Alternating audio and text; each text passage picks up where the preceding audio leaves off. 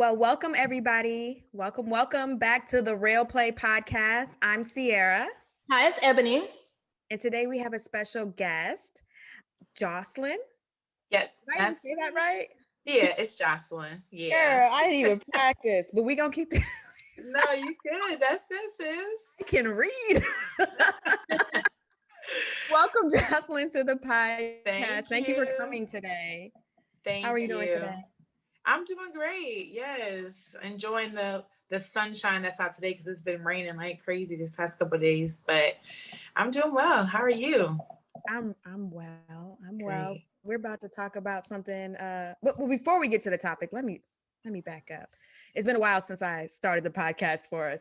Can you just go ahead and introduce yourself a little bit to the listeners? Let them know about you. Yeah, of course. So my name is Jocelyn. I currently live in Northern Virginia, and I'm a school counselor at a high school. I am single, so any male listeners, no, I'm just kidding. We do that too. It's okay. Okay. If you see something you like. But no, actually, I am single. But I'm 32. I enjoy music, arts. I'm just a pretty chill person. So yeah. You enjoy watching TV, Netflix series, right? I do. Especially when people suggest them, I love a good Hulu series, a good Netflix, whatever. I appreciate it all. Yes. Well, today we brought her on because we're going to talk about the Netflix series that's out right now that everyone is talking about. And it seems like everyone has seen, even my daddy, but I have not. Bridgerton, right? So can you guys just give us an overall, like really quick 2-minute synopsis of what Bridgerton is about? And then we'll dive in to what we really want to talk about. So I wanted to say before we get there is I always post like, hey guys, I watched this on Netflix. You guys need to watch it. And most of the time people like write me back and say, oh, I'm already watching it, or yeah, I'll get to it, and then they'll let me know how they like it. Most of the time my suggestions are great, I feel like. And I could be biased. So Bridgerton is basically it's a romance, based off a romance novel. And I probably should get her name, whoever wrote the book, but and I haven't read the book, but Shonda Rhimes. Girl Shonda. Yes. Right. Shondaland produced this series on Netflix, and it is awesome. And it's just this romance set back in, I think in the I won't give a date because I really don't know. Probably like the Victorian type period. Yeah, Victorian era. And there's a queen who they say symbolized Queen Charlotte. There's this high class society with a duke and people with money, and it's basically this young lady is trying to find someone to marry her, and all the other young ladies are too. So they're all basically going after the same guys, trying to get married, because in that society, that is what you did. When you became of age, you got married. And I don't know what else to describe about it because we'll be talking about points. I don't want to give everything away. Right. Have anything to add to that? No, I think that was perfect. I did just want to add the name of the author of the books is Julia Quinn. She wrote the book series, and there's 8 books in this series, and each book is about one of the children. So Anthony, Benedict, Colin, all of them. Oh.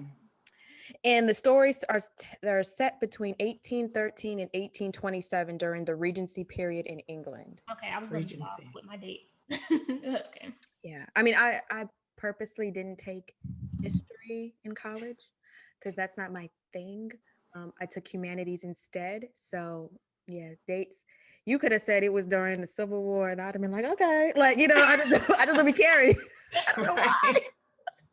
But yeah, and it's funny because my dad's his degree was in history, but yet I ran from it. I was like, what can I take instead? They said you could take humanities. Okay, that's like the Bible. So okay. So anyway, sorry.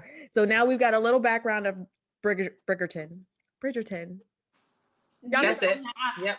I messed it up 10,000 times trying to say before this podcast. So we're in England. We're in the Mhm. 1813-ish time frame. Mm-hmm. So let's dive in. So let's start off with the first episode. On the first episode, you have these young ladies like rushing. You don't know why they're rushing. And they're getting ready, they're getting dressed, and they all eventually are rushing to go and meet the queen.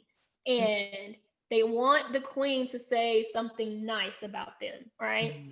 That's the goal. And so, this one young lady, she goes in front of the queen and she faints. And so the queen kind of like looks at her and, dismisses of her. And then Daphne, who is the central character, she walks in and she looks regal. She looks innocent. She has on white, she has on gold. And she walks in very flawlessly. And she bows before the queen. The queen kind of gets up a little bit and says, flawless, which gave Daphne like the stamp of approval, saying that, you are the one to watch this season. Because it was during London season, that's when everybody would come to try to get married during this time period. And so that was exciting. However, it made her the one to watch too. So now going back to her house afterwards, she's all excited because she thinks, I'm going to get married. All of these men are going to be knocking on my door. And there was crickets. There was nobody coming to knock on her door. Not a one. And it's a sad life. That's so real. That's real life right there. Real life, sis. So, you know what? That can be a metaphor for, when we were younger, people would say, you're going to get married by the time you're 30, you hit 30, and here we are, crickets, nothing. So, anyway, so she is kind of disappointed because there's no suitors. But one of the things someone says in the series is like, where one comes, the rest will follow. So all she needs is that one, then everyone else. That's real life too. Yeah. You can be single forever. You start talking to one person or you say, oh, I got a boyfriend. Everybody, it's like on you, like white on rose. So that's it's like they just smell it. Yeah, they smell when you're happy. Why and your content. face looks of disgust? Like, because like you had all your chances. I'm here, I'm single. And the second I get a man, all of a sudden, I just want to let you know I always had a crush on you. Or, oh, can we go out? That's your man, but you know what I'm saying? Let me get your number. Bruh, I was single for 5 years. Okay. I don't know why that popped in my head. What was it? Let me get your number and I'll call. I'll follow that. But yeah, whatever that, if that's part of the show, like it seems like there's some real life parallels to like so many current, time period that we're in. Yes, so and many. Shonda, she's good for that. She's good. She is. And so based off like the first part I want to talk about is like the goal to get married. Like there was this aspiration, like once we get married, marriage will fix every single thing. Her mom kept telling Daphne like, your goal is to get married and have like when you get married, you're gonna have babies, you're gonna start your family on, it'll be fine. She didn't really prepare her for the actual marriage. It was just preparation to get you married. And so how do you guys think that is kind of like parallel for today? Or you can also talk about the church and marriage, surrounding that as well. So, go ahead. No, please. I talk all the time on this podcast. I'm gonna let the guests go ahead, girl. No, so, well, I was gonna say I can definitely I can definitely see the relationship with that into how it is now in terms of our faith in church, because I grew up in the church. Mm-hmm. So it's definitely a structured of, you know, go to school, you're going to meet your husband or wife, get married, have kids.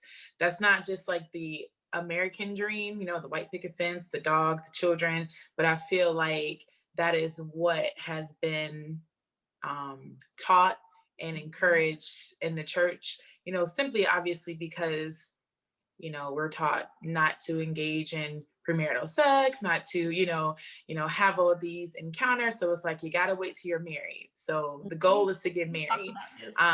But they never teach us how to be wives and husbands, and they never teach us the preparation. Well, I can't say never, but for the most part, there's a lacking. Yeah, that's not their focus. Their focus is to Yes. get you married and say, "Oh, my child," or my niece, or whoever is married, but they don't prepare you for the marriage. Exactly. They also don't tell you there's no pot at the end of the rainbow, right? Me and Jocelyn have talked about this before. It's like, oh, save yourself for marriage, and once you get married, again, everything will be fine.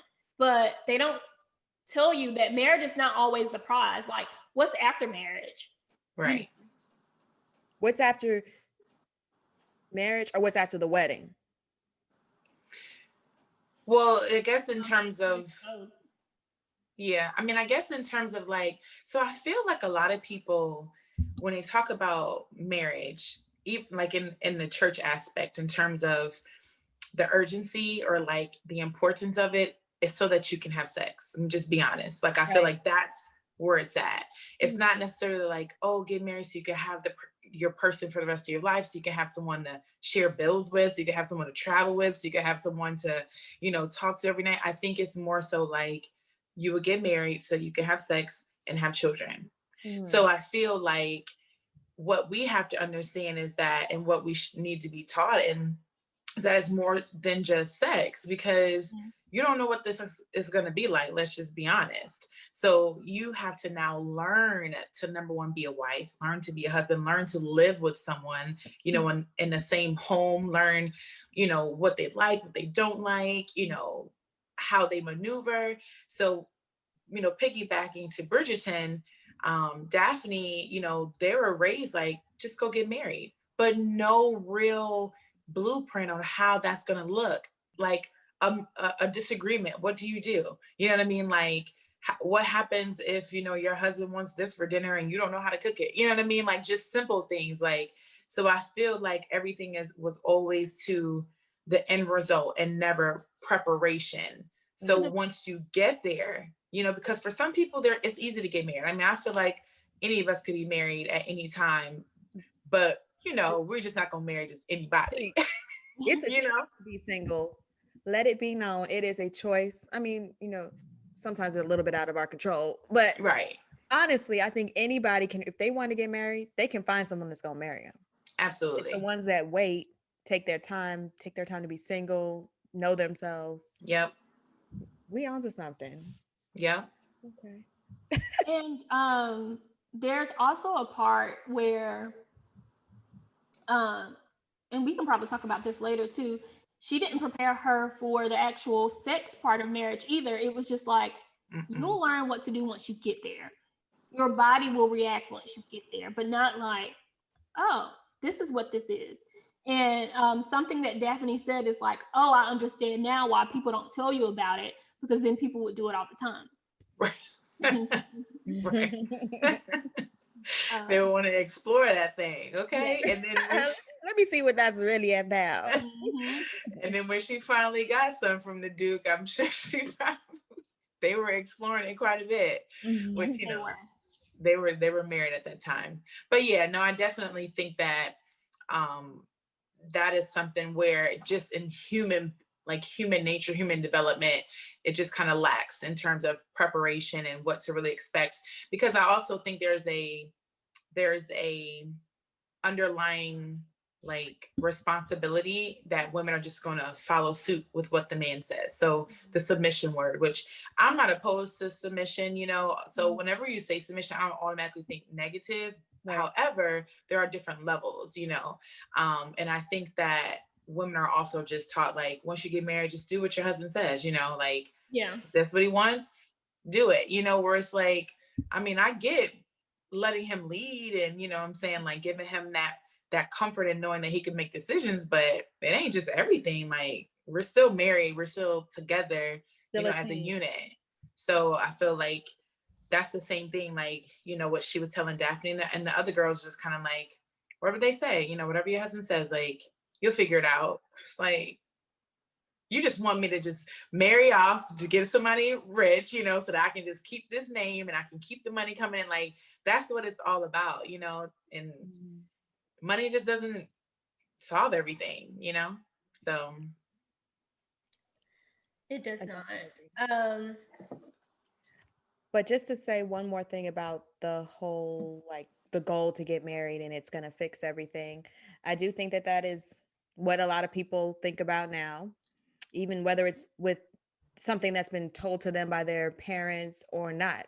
I think they just see married people and just think, oh, I just want somebody. And once I get married, my life is going to be so much better. Like, it's going to solve all the problems. And really, it doesn't solve anything. It may add additional problems because now you have another person you have to learn, another person that you have to make decisions with. You're not doing it all on your own. And a lot of people are focusing on not really marriage, but on the wedding. So that's why I yeah. asked you, are you saying the church doesn't teach us what happens after marriage? Or are you saying the church doesn't teach us what happens after the wedding? Because those are two different things. Because a marriage can be taught after, like, what's after a marriage? Either it's a divorce or a widowed situation. They don't Mm-hmm. teach you that, how to deal with that. And they also don't really dig in too much on right after the wedding, which is the most important thing, because that's when the marriage starts. Once you Right. say I do.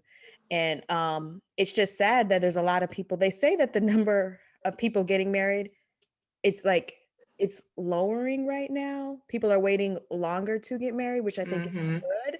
But then you still have people who are getting married really young and only lasting 4 years and then getting divorced and saying, it's not what I want. Oh, matter of fact, he don't listen to this podcast, but a guy did text me and he was like, um, I he wanted to talk to me. And I'm like, but I could have swore I found out after we went out on a couple dates that you were married. Didn't know, right? Did not know. So he was like, I'm married, but we're separated, but I'm living in the same house as her because she needs help with the bills for our kids. This was this was like 2 years ago. So I'm like, I'm not good with that. So when he texted me on New Year's Day, at midnight, I was like, Happy New Year. I didn't even know you still have my phone number. But he was like, oh, well, yeah, we're still married, but what I wanted at 35 is not what I wanted at 45. I said, but you're still married. I Right. said, what did you learn? He said, I learned that I don't want the same things. I was like, I understand that. But at the same time, you have to know that you're going to either work with it, work on it, or you're going to get a divorce. But you're not going to talk to me. And I told him, I was like, I want to be Okay. wife one day. I don't want that karma. I don't want it. And he was like, Mm-mm. oh, you make your own karma. Bruh, like I had to finally put him, I don't block anybody, but I did put him on do not disturb. Right. Not do not disturb, mute. I muted him Mute. because he just kept texting me. And that's why my post was like, put the bottle down, put the drinks down, Happy New Year. Don't text the ex because it's not worth it. They're not bringing this foolishness. And he was one of those people who said he got married because of the kids. They had children. Mm. And his goal was to just make it work because they have kids. But 10 years later, you're not happy and you're still in this marriage. But did you even try to do any other work? I know that's a little bit off the episode Right. that we're trying to talk about, but when you think about it, people are going into these marriages now Yeah. for all the wrong reasons. And even back in All the the wrong day, it sounds reasons. like if they just want that money, they want that status for the family, they want this almost arranged type marriage thing just so that they can look good. I mean, marriage honestly is not all about love. I've learned that. Right. You gotta be friends. It's gotta be friendship. There's gotta be love. There's gotta be trust. But you just can't marry someone because I'm so in love with them because that's not gonna work either. No. And it's more of like a contract. It's like a business. And I feel like if you, thinking about how they are, back in the 1800s, this period, and even now, it's almost looked at as like a business contract. You have two people that bring in assets, some more than others. You have to figure out how to manage, the business plan is basically you all sharing each other, what you desire in the marriage, what you can do, what you can't do, or what you like and what you don't like.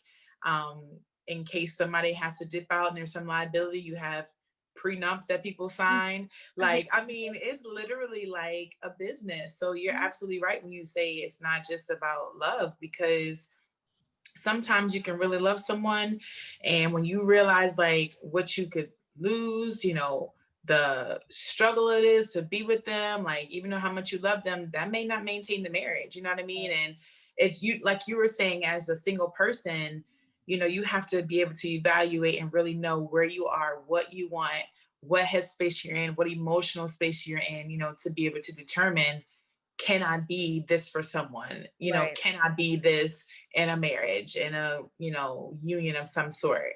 And again, that just comes with preparation, which we don't get. So we're just pushed into marriages. It's like push, push, push, get married. And then what happens? You don't even know how to conflict. You don't even know conflict resolution. And then what happens? You get divorced. We grew apart.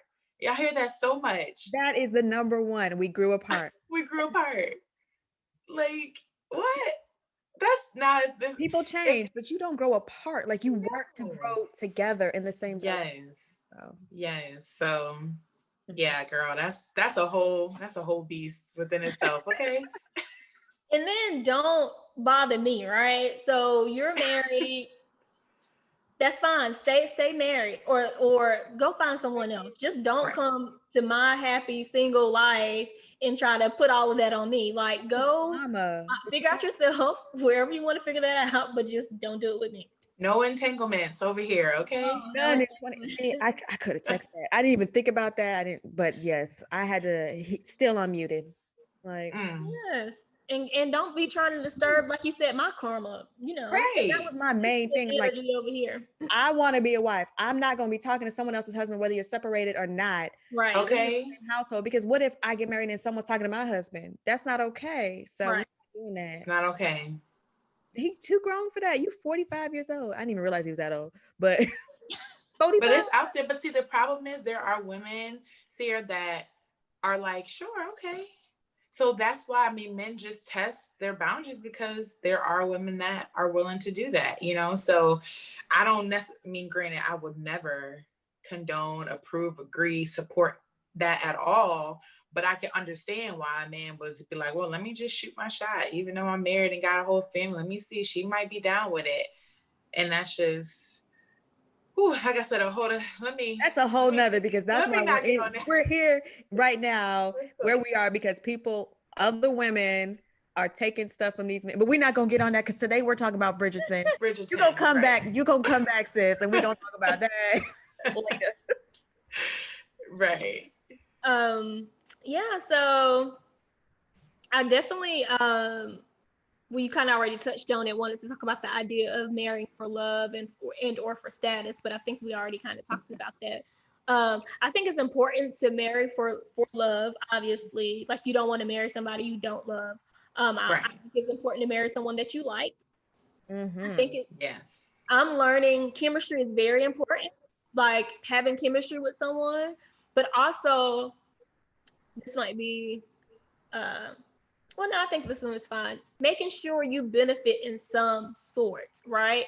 So let's say you're bringing knowledge, and because a lot of times we as women, men can be here and then we can just get you here just by being us, right? We are givers. And so I think that we need to make sure we are getting something in return. Like, how is this relationship benefiting me and not just benefiting you, too. And then making sure that you are loved, you are cherished, those things, and not just rushing into a marriage because, they look good. What they say sounds good, because action and talk are two different things, things or like all my friends are married. Let me go ahead and marry this man because he cute or whatever. He got a nice car. I'm gonna marry him. And then what? Nothing. Then what? Easy, because not easy. Obviously, I've never been married, but I'm just saying I can see how people would do that because, after you think about we're almost either 35 or hitting 35, right? Mm-hmm. Close. And so you look around and you're like, dang. All right. So if I want to have kids, how realistic is this? Like, and then you start Yeah. thinking about other stuff. And all right, so I got to get on the 2-year plan. If I get married at 37, that means I need to have kids within the year. But do I want to have kids right away, or do I want to get to know my husband and travel? But I can't Yes. afford to do that because we can't have kids. All of these thoughts keep swirling around. So Yeah. very easy to do. It's a real thing. It really is. But Yeah, it is. there are some other options now dealing with kids if you want to Mhm. do it later. But we definitely hear our biological clocks ticking. But I think what's really important with that is that you don't idolize marriage to a point where you make it the end all be all for you. Mm. And that's where I think you can get into a lot of trouble. And you can still get the kids and you can still get the husband later on in life. But if you're making it your focus right now, you're just going to cause yourself to either one, make a bad decision and just marry someone too soon, or two, you're just going to cause unneeded stress, Stress. depression, Yeah. all of that on yourself that you don't even need. And you missing out on, I would say missing out on living life. We still living life, even though we in COVID and we can't do everything we want to do. But Right. there's things you can be doing when you, instead of focusing on, oh, when am I going to get married? When is my husband going to come? I'm a manifest. I'm not saying go ahead, manifest a husband, but Right. don't like make that like that's the first thing and the last thing on your brain all day and watching all the videos, because then that's really going to start to get to you. I agree. Right. So I don't know if you guys want to talk about if you want to talk about a certain character or if you just want to keep with the list of topics, but I did want to talk about, and I'm just going in no particular order, but the perfectionism and the wearing the mask. There was a part where Daphne was talking to her sister, and her sister was like, I'm so glad it's you this season and not me. And some sort of the conversation got around Daphne having to pretend, you know. And at that point, you saw her as very innocent. You saw her as that's who she was. But I think after that scene, we started seeing cracks in Daphne, and we started seeing her be humanized in a way that she was just going along to get along. Like, this is what I have to do Mm-hmm. to have kids because my mom and dad, they were in a love marriage and I want a love marriage, and they had kids and I want the same thing, not even thinking for herself during that whole time.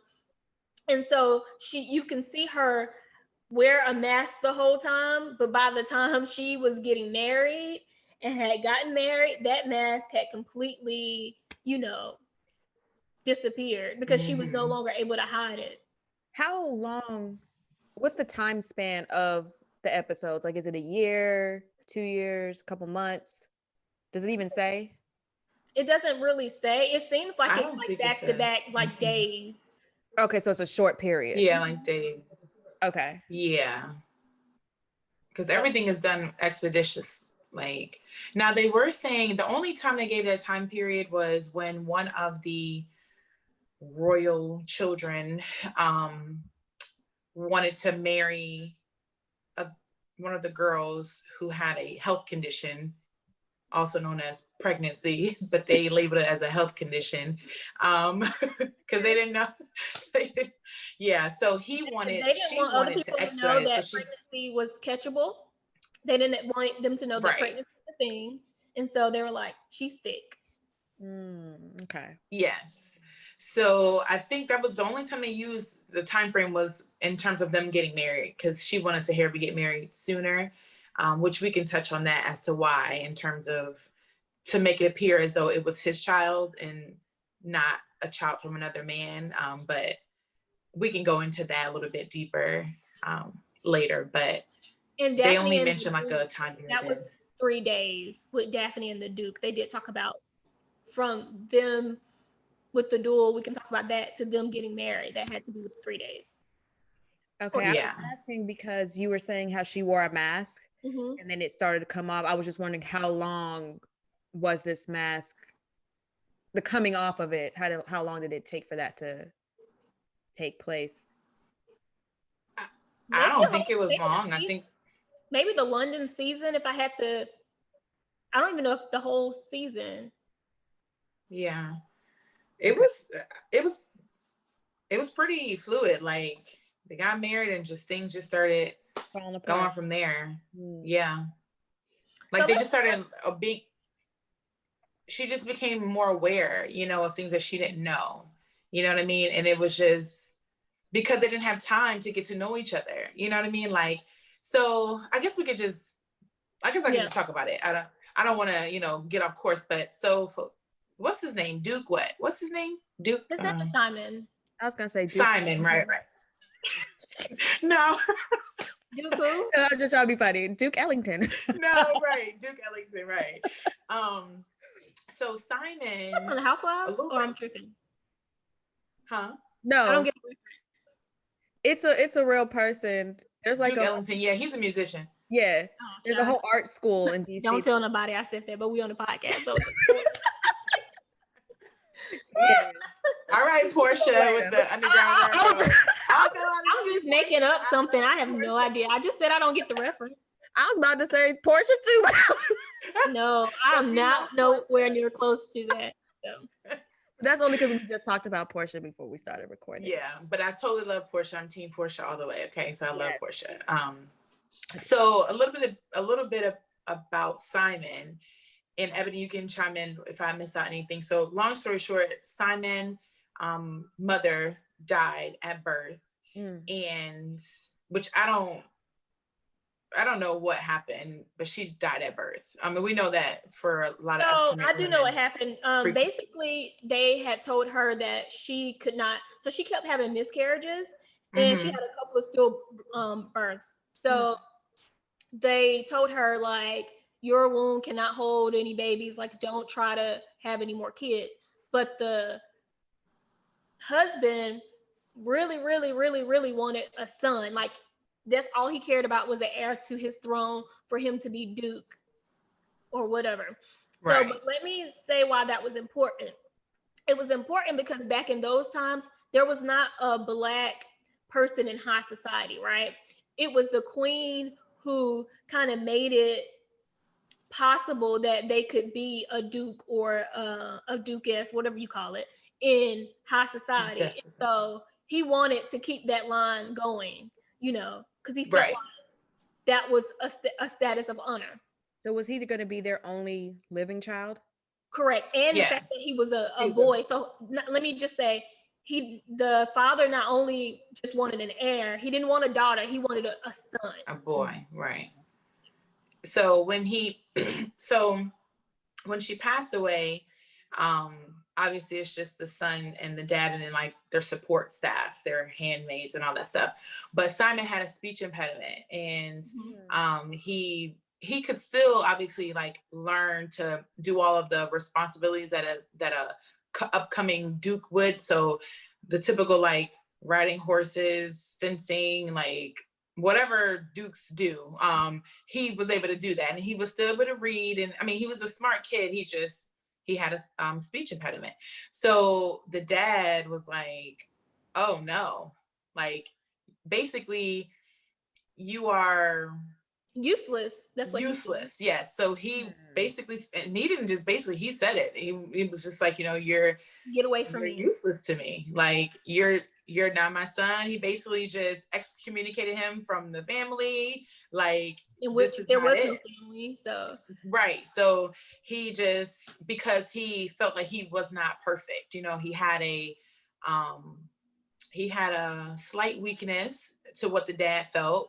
However, what's her name that came in? I don't know all the characters' names, but I'll say that Auntie. He did try to go and visit his dad, and his dad did try to come back around at one point, but because he still had that speech impediment, it wasn't, you know. So I think the second time, so when Simon got older, he did. Is it Lady Duvernay or Lady something? Yeah, something like that. When Simon was probably about, I don't know, he looked like probably about 7 or 8, maybe 8-ish, 8 or 9, I guess. He saw his dad again, and he had a good conversation with his dad. However, Simon was dealing with the turmoil from how his dad talked to him and spoke to him when he was just a little boy. So he got fearful. And of course, when you do have a speech impediment, when you're anxious and you're nervous, it can come out. Even though I'm sure, like, even though, like, had he calmed down and was just able to, speak, he was fine. But his dad intimidated him in the way that his dad, like, looked at him in the presence. It just made him tense up. So he started to stutter again. And his dad was like, see, like, you're pointless. Like, get out of my face. Like, you're nothing. So from there, Lady Savior, I don't know what her name is, she came and she basically said, you are not going to allow this little, blemish to control your success and who you are. And she, imparted wisdom and confidence and supported him and said, I'm going to be here to help you get through this. Yeah, So she was the mom's friend. yeah. So she felt that, it was her duty as a friend that the mom is no longer here, because she didn't even know. She thought the son was dead too, like everybody else, because once the Duke just never said anything about his son, and all the other kids had passed away, so they just figured, he ended up What other kids? He got remarried or something? No, he just didn't. He was in his house by himself and didn't bring the kid up, and they didn't want to bring up, like, hey, what happened to Simon, because all of his other kids had passed away, and they just felt like they didn't want to, like the miscarriages that she had. Oh, I thought that's why I was like, wait, what other kids? So they never knew he was even born. They knew he was born. They knew but they thought that he passed away at some point at a young age. Yeah. So they never saw him when he was this 7, 5, 7, 8. No, because he sent them away. Okay. Yeah. He had a nanny, but that's about it. Yeah. So he basically, his dad was ashamed of him, and he was not going to introduce him to anyone because, of his speech impediment. So it was just, he still, like, cared for him monetarily. Like, yeah. Thankfully, he at least had that. Yeah. So with that, Simon grew older, and he obviously resented his father. He was broken. Like, his dad broke him. So he, on his father's deathbed, he promised his father that the lineage would stop with him because he was not having kids. He was just like, it's not happening. Because even at his deathbed, all the dad cared about was an heir. Like, he didn't care about being there and going through the trenches with his son and supporting him. And that's so parallel to, like, how our culture and how we're born and raised in the Black community. So I had a lot of takeaways in that regard, which I can touch on that later. But to continue with this, Simon just felt in that moment, his dad was almost proud. Like, I don't know if it's because he was dying, and it seemed like he was proud, like, this much, but unwilling to show it. Yeah. And then Simon was like, oh, I'm about to kill that. And this is how. Yeah, because his dad was just kind of like, he did seem like he was happy to see him, but that happiness to actually see his son was superseded by the fact that, I want you to know, I want you to have a child. Like, you're going to have a kid, you're going to have an heir, like, do it. So it was like, oh, son, I'm happy to see you, but I'm even more happy that you're now of age, you're going to marry a wife, you're going to have kids. So it was still back to what broke him in the beginning was, you're not good enough you will never be a duke. He was like, when he was a kid, his dad was like, you are supposed to be the next heir. You will never be a duke with this issue, with being like, what, like, you're an imbecile. He called him an imbecile. Like, you're nothing. So the only proud moment that he had was that his son comes in with confidence and boldness because of Lady Savior came in and supported him. And he came in now and he has this boldness and this confidence and this strength within himself. And now his dad is like, wow, like, I'm so excited to see you, have kids, keep our heir. And then Simon was just like, yeah, no. So I'm going to crush that like you crushed me. So in that, do you think that even though they didn't have a strong relationship, that it's for the child to honor the parents' wishes? Or do you think he was right for saying, you know what, I don't care if you're about to die right now. You didn't want me. You didn't care about me. You sent me money and that was it. And I'm not going to do anything to make you feel good about yourself. I don't know, because I don't know what I would do in that situation. I mean, part of me probably would be angry as well and wouldn't want to carry on the family line. But then could I justify not being happy if that's something I wanted just to make someone else That's angry? the point I was going to say, is that I don't think I would make that decision. I would never let someone who has hurt me and destroyed me to that degree cause me to change what's going to make me happy. So if having a family of my own and imparting love and strength and confidence in someone that I have brought into this world is what I want to do and what I have in my heart to do, I would do it. Mhm. But Simon was only doing that to spite his father. Mhm. But at the end of the day, your father is dead. He don't know nothing now. You know what I'm saying? So you saying that was out of anger and hurt, and I get it, but I don't think I would have responded in that way to say I'm not going to have kids for you. Do You you know? think do you think he really wanted to have kids? I Deep think down, can you tell? that he didn't know family. Like he wasn't exposed Yes, to family. He never had a family. So it wasn't like he didn't want that. It was just foreign to him. right. Because as the storyline goes on, and we talk about that, it you can see his countenance kind of change when you see the Duchess with a little baby, and even though he still tries to keep this stoic like stone, like this is how I am, I feel like he wanted kids. He Mhm. just was going to make himself not have them because of what he said, to the vow he made to his father. And I've heard that before, like some men who don't know their dads or dads have been really, have been absent or really abusive in certain ways. Or like, I don't want to have kids because I don't want to be like my dad, or I don't want to do Mm, the same things to my children that were done to me. And so they have a like true fear of having kids because they don't know how to raise them because they were never right. raised. So that And makes I think that point is real. And I think that point makes more sense, or I can understand that point a little bit more in that regard, in terms of like, I don't want to be like my father. Like, I don't want to bring someone here and hurt them like I was hurt, because maybe they just haven't dealt with that, which most right. of our queens and kings don't deal with the trauma that they've experienced as young children. That's why it translates into adulthood. But again, that's another topic for another day.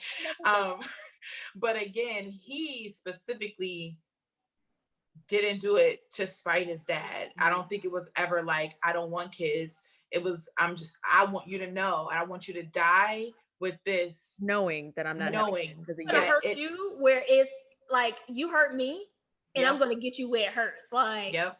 you Mm. thought you And then wanted you're another gonna die. kid, and you got one, but it's gonna die with me. Like there will not be another Duke. Mm. Yeah. Your line will not continue, which was the most important thing to him. So I Right. think, yeah. Uh, Yeah. and let's look, while we're on the Duke, his speech impediment never completely went away. I don't know if you paid attention to certain points after he got older where it kind of came back. No, I think I missed that. I was gonna watch it a second time, but I just started it. So no, Yeah, I you'll have missed to. it. It came back like when him and Daphne weren't really talking, and he saw her dance with someone else, and he was talking to Lady Savior because I can't remember her name. Me Um, either. he got like a little speech impediment there too. So Oh, I and noticed see, it's probably, of course, it stems from, that emotion. You know what I mean? that. Like, Being because I know she taught him, um, like calm down. structure and to just think before you speak. Because often, and I'm not a speech pathologist, but from my little bit of knowledge, when that happens, it's just like an overstimulus, like of your mind, and it transcending to you coming out of your mouth. So he knew how to speak when he got to be like, what, 7 or 8, the second time he saw his dad. It's just, again, that fear that crept back up from his You know, father just one thing calling I him just thought so. about while you were talking Hmm. is I didn't mind him having the speech impediment, but I wish he almost didn't because why does the black character have to be flawed?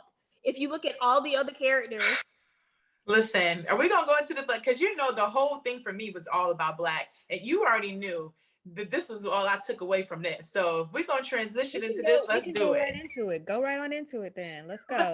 Jump in. Let's do it. Okay.